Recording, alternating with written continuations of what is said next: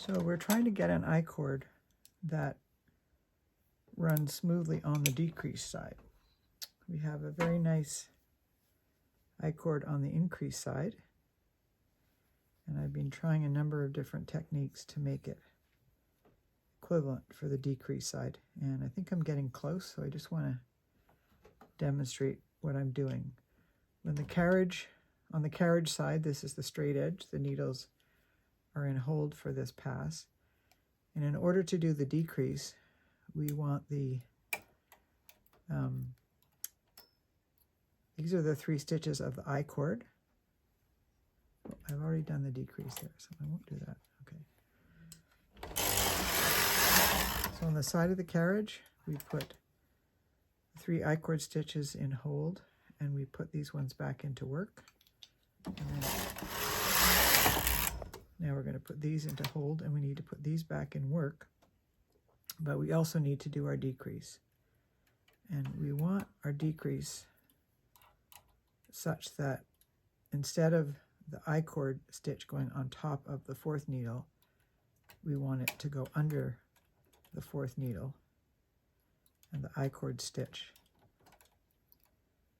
to go underneath, so that from the front side it will be the visible stitch. Then we need to move the 2 stitches in. So it's a little bit fiddly with tools, but now we can cut across. So like before, put on the side of the carriage, put the 3 needles into hold, and put on the opposite the carriage 3 needles back into work.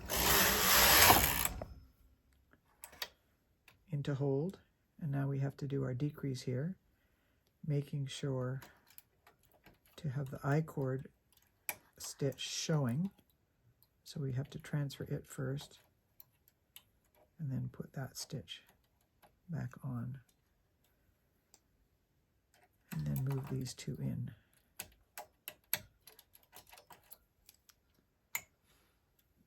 And come across. 3 stitches on the carriage side in hold, opposite the carriage back into work position.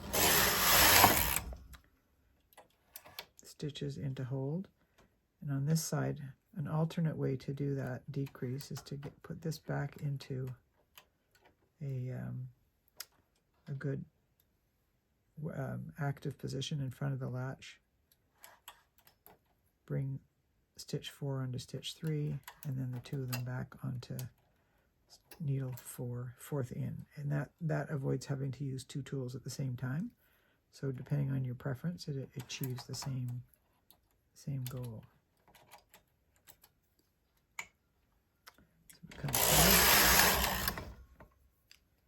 These 3 of the icord are going to be slipped on the next row, so they're in holding position, and on the straight edge they're back into working position. So I'll show that one more time. These are hold because they're on the side of the carriage. These need to be put back into working position. They also need to be decreased. In order to do that decrease nicely, I'm trying to keep the float of the slip outside of this needle so that it doesn't get caught. Stitch on needle 4, 4th in from the edge goes on 3rd from the edge, and then the 2 of them come back to the 4th. And then the other 2 stitches of the icord come in. So that's basically the technique on repeat until you've reduced down to the number of stitches that you want. And what that should give you is a nice cord, which is quite separate from the knitting in terms of the angle of the stitches, and it looks very like the increase edge. A little bit more of a step here in the color, less of a step in the color here, but it seems to be an equivalent amount of stretch or give. So I'm going to show you a close-up of how I do the I-cord on the decrease side. So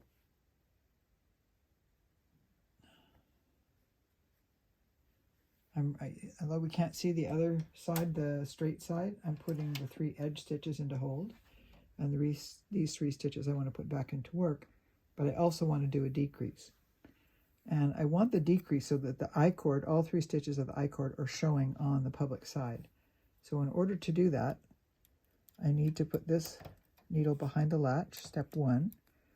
The float from the I-cord, I want to make sure that's not caught in the hook. Then the stitch on needle 4, 4th in from the edge, I'm going to put on the 3rd in from the edge. That's step number 2. Sorry, that's step number 3. Step number 4, I'm moving both of those stitches in, so that's my decrease. And then I want to close the gap by moving these two, the other 2 stitches of I-cord in. Okay, and now, so those are now in working position, and they will knit apart. In the next row, those 3 go into hold on the other end where you can't see. I'm putting them into working position. So I'm creating my float before I do the decrease. Now in this next round, we're putting these back into work, and I want to do the decrease such that the I-cord, all 3 stitches of the I-cord are shown on the public side. So I need to do this, put the first stitch back into behind the latch, and I need to get the float out of the way, otherwise it will tighten up. So that's step 2, getting the float out of the way. Step 3, move the 4th needle onto the 3rd, sorry, the stitch from the 4th needle onto the 3rd needle, and then move both stitches back onto the 4th needle end, and then move these 2 over. So that's the 5th step.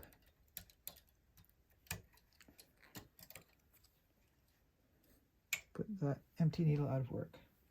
Come across again. Put these 3 needles into hold. Come across. I've got my float in position now. So let's go through that one last time. So all of these 3 are going to go back into work, but the stitch on the 3rd needle in, that first one, we need to get it behind the latch because we're going to do a transfer with it. Step 1. Step 2, move the float in front. Step 3, move the stitch on needle 4 on top of needle 3. Next move is to move both of those over. That's our decrease, and then close the gap by moving these 2 stitches in. Okay, now we can knit across. Into hold. Other end goes back into work. Other end goes into hold. These are going to come back into work, but we need to do our decrease. Step 1, stitch behind the latch. Step 2, move the float. Step 3, step 4, and then step 5.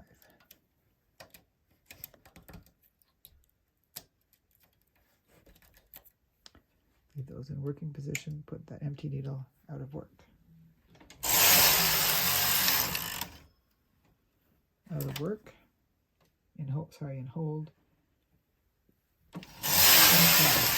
Now we're prepared to do our decrease again. So an alternate way to do this decreasing I-cord to give just a little bit more yarn to make it looser. We will do the same thing here. Step 1, transfer, or sorry, put the stitch behind the needle. 2, get the float in front. Step 3, transfer the 4th needle in onto the 3rd needle in. Step 4, transfer these 2 stitches over. Now, instead of transferring these two over now, I'm going to leave them apart, put this needle out of work, and as we come across, we've left a little bit longer strand in there. Now we can move our 2 stitches in. And remember, we're going to put these 3 needles in hold. On the other end, we're putting needles back into work. And come across. At this end, we're ready to go in hold. Here we want to go back and work. And we are going to do our decrease. Step 1, behind the latch. Step 2, sorry, in front of the latch, in the hook. Step 2, get rid of the float. Step 3, stitch from the 4th needle on top of the 3rd needle, and then both of those together back to the 4th needle. That's our decrease. In order to keep a little more yarn, allow the I-cord to be just a little bit looser, we're going to do our knit row before we move in these 2 edge stitches. So move those in, make sure that empty needle's out of work. These are going in hold. Ones on the other end are back in work. The inside of the carriage, they go into hold. Here we're going back into work, but we also have to do our decrease. Step 1, get the stitch in the hook. Step 2, get the float off of the needle.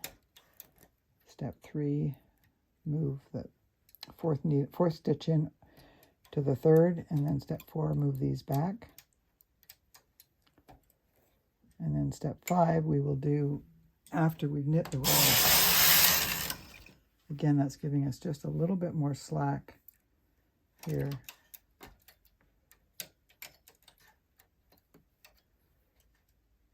Okay, and then these are going into hold.